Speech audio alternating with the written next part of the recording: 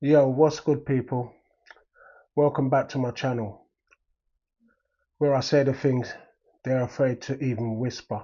Today I want to talk about what went down at this year's Glastonbury festival, involving pulp rap duo Bob Vylan and the controversial Irish group Kneecap. The backlash was swift, the outrage was loud, and now the police are investigating their performances. And of course, the BBC is right in the middle of it. Now, before we get into it, let's be honest. This video probably won't get the views it deserves. Why? Because like I've said before, certain topics are off limits. Say the wrong thing and you get buried by the algorithm. So do me a favor, like, share and subscribe. Help me get this out there. Let's get into it. On Saturday, at the Glastonbury Festival, attended by over 200,000 people, the BBC made a decision to black out Kneecap's set. Why? Because one of the members reportedly facing terror-related charges for wearing a Palestinian flag during a performance. Yes, for wearing a flag. Next up was Bob Dylan, who used his set to speak on the ongoing conflict in Gaza. He chanted, "Free Palestine," and then he went a step further, death to the IDF, encouraging the crowd to join in, and many of them did. Kneecap's performance was also politically charged, with chants of "Free Palestine" and "F Keir Starmer." Again, it was echoed by large sections of the crowd.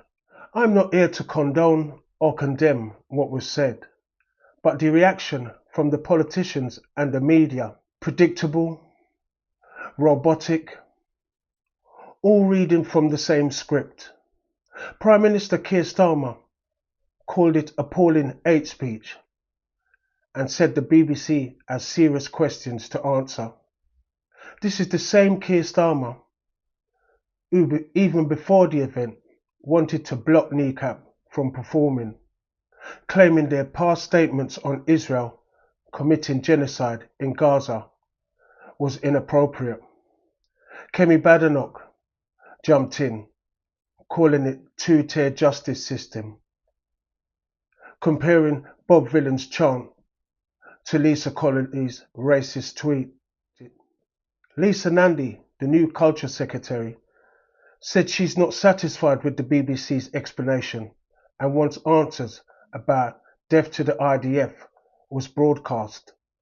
Wes Streeting called it appalling, a shameless publicity stunt, but then surprised everyone by adding something rare, that we should be talking about the humanitarian catastrophe in Gaza and the fact that Israeli settlers attacked a Christian village in the West Bank this week. That was refreshing. A frontline politician daring to say something that isn't pro-Israel script. Now let's see how long he lasts before he's forced to walk it back. For me, Wes Streeting went from 0 to 10 and honestly sounded more like a leader than Keir Flip-Flop ever has. But here's where it gets wild. The mainstream media, especially LBC's Nick Ferrari and Sheila Fogarty, were on full damage control. Nick Ferrari compared Bob Vylan's chant to Lisa Connolly's tweet. Her tweet literally said, "Mass deportation now. Set fire to all the effing hotels full of the bastards. If that makes me racist, so be it." Now let that sink in. They're putting a political chant about a foreign military 3,000 miles away in the same category as real-time incitement during the riots in Southport. Now Bob Vylan is already paying the price. His agency has already dropped him and he's under investigation by the police. So here's my question. Where's the same energy for the people being shot while queuing for food in Gaza. Because last I checked, there are Israeli whistleblowers confirming that people were lured to feeding stations and then targeted. But instead, we get headlines about hurtful words.